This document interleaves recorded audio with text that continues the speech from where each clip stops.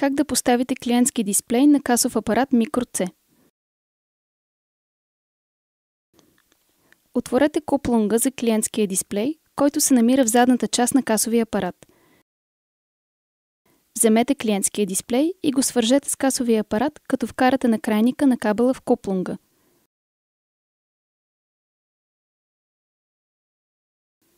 След това монтирайте дисплея към касовия апарат.